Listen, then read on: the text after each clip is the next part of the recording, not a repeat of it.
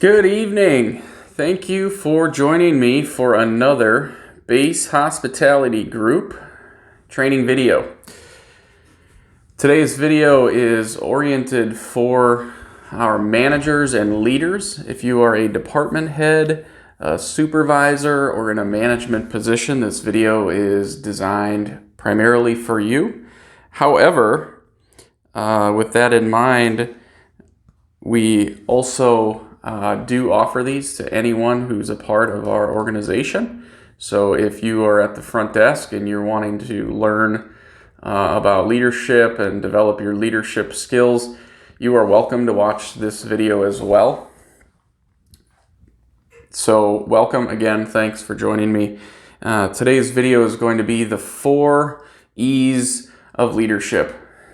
And so today it's going to be a little bit more of a philosophical approach to leadership than applied in the practical. So the 4 E's of leadership are empower, encourage, engage, and extort. And we don't mean the criminal kind. Empower, encourage, engage, and extort. So we're going to walk through each of these 4. I don't really know how long this is going to take. Depends on how many rabbit trails I take us down. But leaders, this is really, really important for you guys that you develop these 4 E's in your daily life. We've given you a checklist to kind of help you guys develop the right patterns of thought. And today we're just following up with some more leadership-oriented material so that you can continue to develop these skills and abilities and in some ways character traits that create a successful leader. So let's start with empower. Empowering as a leader is how you, as a leader, a supervisor, a manager, whatever you are, most of us are leaders in some capacity in life. How you as a leader use your power and position to give others opportunity to succeed. See, we believe that leadership is actually a platform that you have that allows you to use yourself, similar to this notebook, and allow others to stand on you so that they can be successful using your platform that you've been given. If you're a leader and you're always just telling people what to do as though they are here to completely serve you, you're missing the overall picture of what leadership is. Is it appropriate to tell people what to do? Absolutely it is.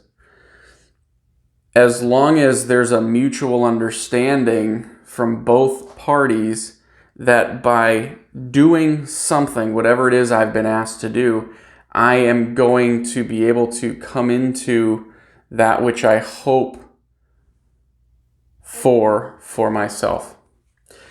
In other words, managers, you are here in some ways serving your people with your position and your authority to help them achieve the things in life that they want to achieve. You're trying to help them be successful. Well, how do you help them be successful?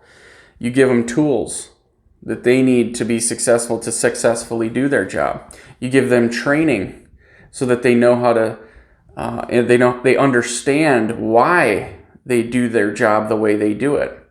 You give them encouragement so that they grow in confidence that they can do their job and maybe more. And by doing these things, you're creating for that person a future because they're now developing skills that are going to allow them to grow beyond their current position. We kind of believe that most people have found the position that they are currently equipped to fill. In other words, their skill set and all the other attributes often end up landing them in the place they are in. And it's our privilege to help give them new tools, more tools, and develop skills so that they can then grow beyond the position that they're in. I want to grow beyond the position that I'm in today. Josh, my business partner, wants to grow beyond the position that he's in today. And to do that, we both need to learn. We need to have people teaching us and developing us in the same way that you guys are learning and developing new skills to grow beyond where you are today. The same principle holds true for you as leaders. We expect you to give your staff members the tools, the encouragement, the empowerment, and the skills, the training to do what they're doing well today and grow beyond where they are today. We're happy finding new people to fill our line level positions if it means that our line level people are growing beyond the position they're in today. So it's your obligation as a leader to empower someone by giving them your knowledge, your confidence, your belief in them. If they don't know what you know, they're not going to be able to do their job as well as you could do it. And if you as a leader ever want to be freed from the line level tasks that often yoke managers for life, you have to teach your staff what you know so that they can do it as well as you can, and you can grow beyond it and move into things that are more valuable to the organization. Give them your knowledge. Give them your confidence. They need to know that you think they can do it well. And lastly, believe in them. That's a good segue to take us into encouragement. So the second E is encourage. To encourage someone, you have to believe in them and you have to see their potential. As a leader, you must develop the ability to see potential in people that they do not see in themselves. Everyone has potential. Everyone has potential to grow beyond where they are today. It's your job as a leader to see that in someone and to pull that out of them, to pull them into that potential. And one of the greatest tools that you have to do that is encouragement. Josh rattled off a statistic in the office today that we should be encouraging folks 7 times for every 1 time we correct them. And I just want you guys to stop. If you're in a supervisory role or you're in a leadership position, just stop for 1 minute right now and just say, when was the last time I corrected someone? And think of the scenario and go, okay, it was this morning. I talked to, Joe Blow about this. And then I want you to think back and try to remember if you've encouraged that person 7 times for that one correction you gave them. Usually not. That's usually not the case. Encouragement is rare. That's why it's so precious. The rarer something is, the more valuable, the more precious it's considered. Our organization is going to be known as an organization that encourages its people. If you are a leader and you are not a good encourager, now is the time to commit yourself to developing this trait. To be a good encourager, you have to believe in someone. When you believe in someone and you express it, it is one of the most powerful things that a recipient can experience from you as a leader. To find out that you believe in them is one of the most incredible things for anyone. It helps them begin, in many cases, to believe in themselves, which ultimately we need folks who understand that they're able to do something, whatever it is. And for them to develop that knowledge, that understanding, requires often an outside person as a leader coming in and telling them and explaining to them, why are they valuable? Why do you believe they can do this? See, encouragement can't be generic. It can't be vague. You can't just tell someone, you do a good job. That's not real encouragement. That's you just trying to check the 1 out of 7 box. Excuse me, I have something in my eye that's bothering me with the light. Encouragement has to be specific. You did a great job today, and here's why. You handled that guest situation so thoroughly. I'm so impressed by the way that you did this when she said this. That's really hard to do, and you should be really proud of that. Encouragement must be specific. For many of us, encouragement is not a part of how we learned to be humans. We either weren't encouraged or we weren't a part of an encouraging culture. The Midwest is not necessarily known as the most encouraging environment as far as like cultural places. Doesn't matter. Commit to developing this. Each day, right now you have a checklist that you're supposed to encourage 2 different people each day. We are going to be checking those checklists, and we are going to be talking to the folks that you said you talked to. Those do have to be done. I checked with someone last week at her hotel. She had her checklist going for the day, and she was expressing how amazing her experience had been sharing encouragement with some of her staff members and how powerful it had been for her staff members and how she got to see that and how cool it was. We love that stuff. That's why we give you those sheets.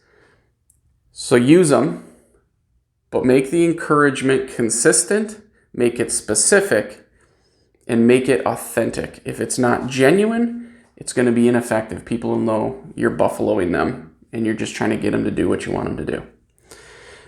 Be a good encourager. Third E is engage.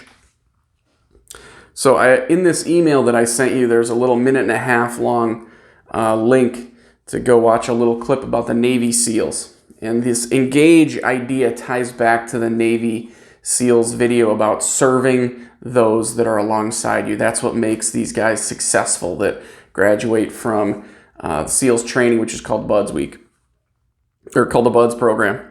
And Hell Week is a part of the Buds program. So if you've ever studied these guys at all, you understand that their motivation for success isn't just themselves. Selfishness is the leadership killer. Selfishness is a leadership killer. Leadership is, in its essence, sacrificial. It's selfless. And it is, again, like I said in the first thing, empower. It is using your position for the improvement of another's station or status. So engage, the third E, engage, is us as leaders getting to know the company's vision, the vision that the company has for the team or the hotel property that the leader is positioned in, and getting to know each staff member's individual vision for their lives and connecting all of those visions into one where all 3 different entities, the company, the hotel, and the individual, all can win because you as a leader figured out, okay, you have a life goal of developing a career in this industry. Well, if you apply yourself to your position this way, you become a part of the team this way, and this team can now fulfill its role in this hotel in this way, thereby helping the company achieve its vision or goals in this way. Listen, this engage step is really important for leaders because if you're just going around your property or your department telling people what to do and they don't ever understand how doing this simple task connects for them with their vision for their life, they're going to burn out eventually. They're not going to want to do it very long. For you guys as leaders, you understand there are times where you're working 80 hours a week. Sometimes you're working 19 days in a row. And if you don't have something in front of you saying, I'm doing this because it's helping me get where I want to go and it's helping the company achieve its goals, again, tying your individual goals with the company's goals, you'd probably give up if you didn't have that. So why would we expect our team members not to give up if they don't have that same understanding? If you have team members who seem burned out and they seem like they're losing focus, they probably need to sit down where you ask them about their personal goals, their personal vision for themselves, and you help them see how the way they're doing their job today is going to help them achieve both their short and long-term vision for their life. And at the same time, how they're going to be a contributor to the team and thereby the company in its overarching goals. Guys, if the company doesn't grow, there's no room for the people within the company to grow and expand. So our company is growing. It's growing quickly, and there are opportunities abounding. That means that we have to get really good at developing our people, and they need to be really good about doing the job they have today so that they can grow to a new job tomorrow. And for them to do their job really well today and want to grow into a new job with us tomorrow, you as leaders have to be really good at engaging or connecting our people's goals for their life vision, with the company's goals and showing everybody how this thing fits together. If you don't know your folks' vision for their lives, now's the time to take the time to sit down and talk to them and say, let me say that better. Now's the time to take the time to sit down and listen to them describe what their vision is for their life so that you as a leader can do a better job serving them and helping them come into their goals for their life while simultaneously fulfilling the company's goals for this property, this team, and this individual. Engage. Really, really important. I'm going to take one more minute on this engage thing before I move on to the fourth E.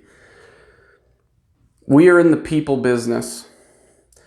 Our service model is built on being interested in people. So we're asking our employees, our front desk associates, our housekeepers to take interest in other people.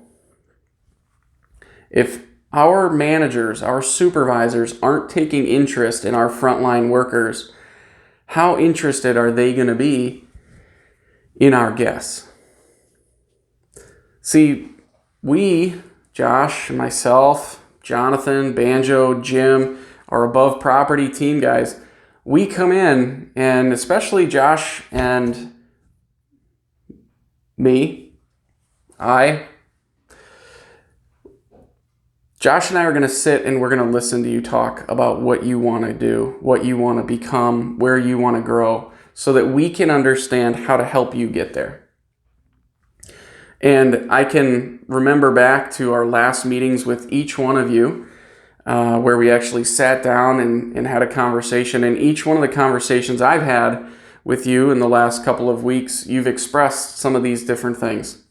What you'd like to grow into and what you'd like that to look like.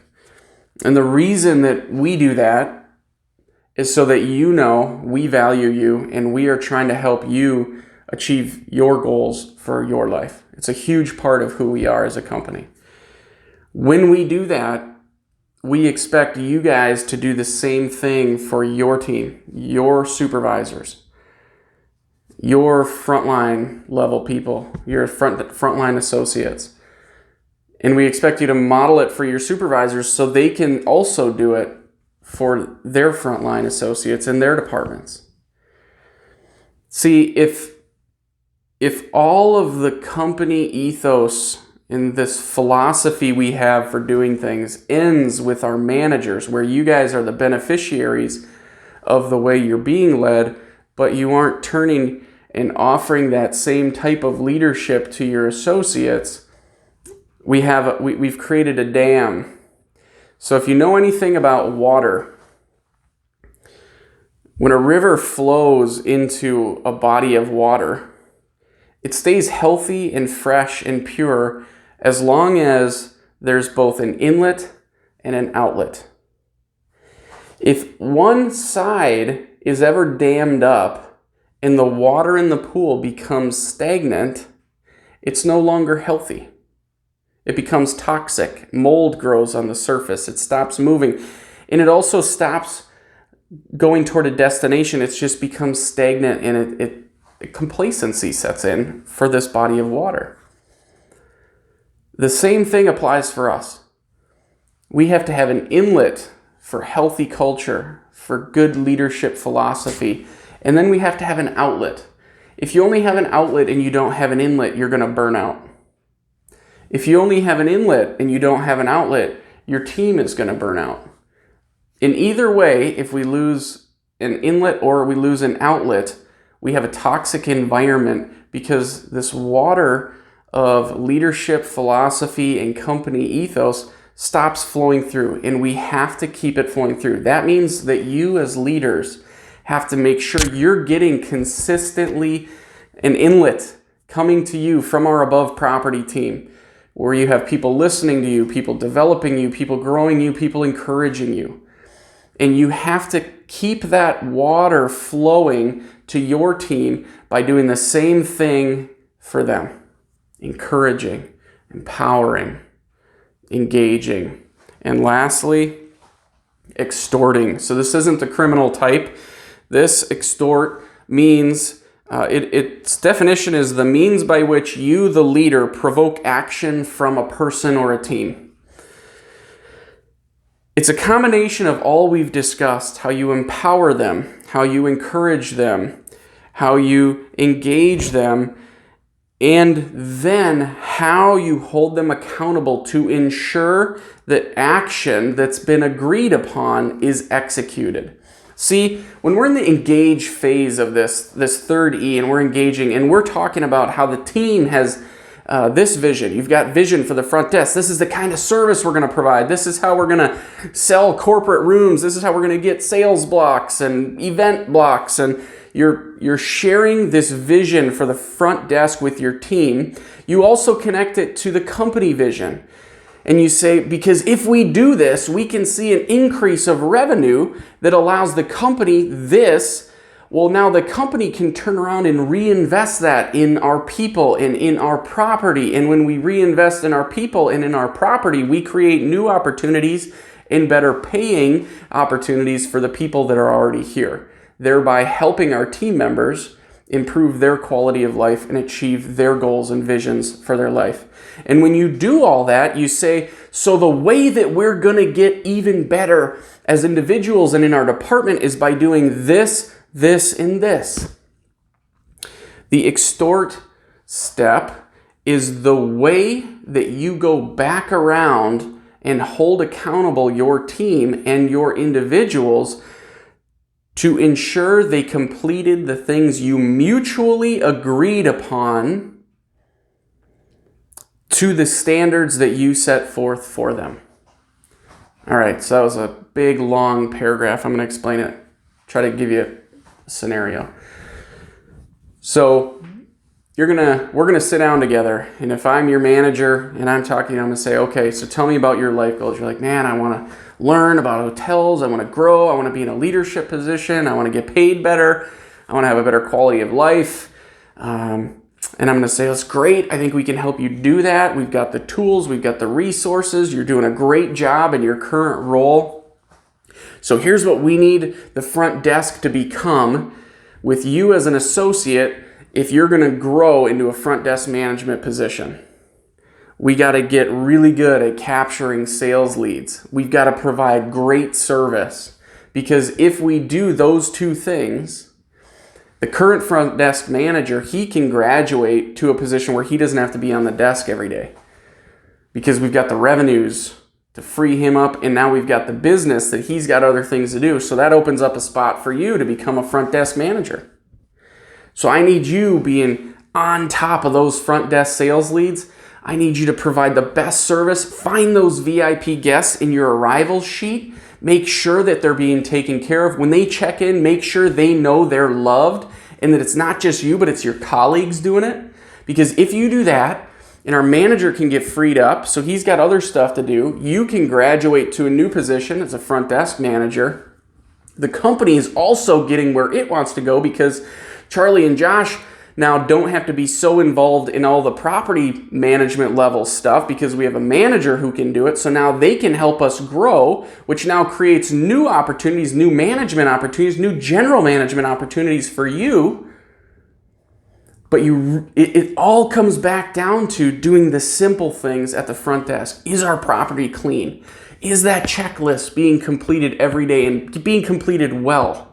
When people pull in, does it look like this place is well taken care of? Where they see the front entryway and it's swept clean because you were out there doing it. So now they're not worried that when they get to their room, it's going to have something crawling around in between the sheets. All the little things have to get tied to a person's individual success as well as the company's. So now the accountability phase is when a week after we've had this great and inspiring conversation and you're pumped up and we're pumped up and he's pumped up and everybody's ready to go, the accountability phase is a week later when I come back and I say, okay, let's look at your checklist together. Let's look at your sales lead log together. Have you added anybody to it? Show me what great service thing you did for a guest in the last week that lets our guests know something extraordinary happened when they checked into this hotel. How have you hooked our guests up with something really cool down in the restaurant or shown them where to go or taken them down there to get them set up with a dinner reservation or whatever the case may be? Show me that. Show me your checklist and show me what things you fixed during the week that I didn't even know about. Because if you're doing those things, we are certain that all of the visions that we talked about and agreed upon in the Engage E are going to come to pass. But if these small things aren't being done, if checklists aren't being done, or if people are just going like this, okay, well, I got that done. Check that, check that, check that. Vacuum the lobby.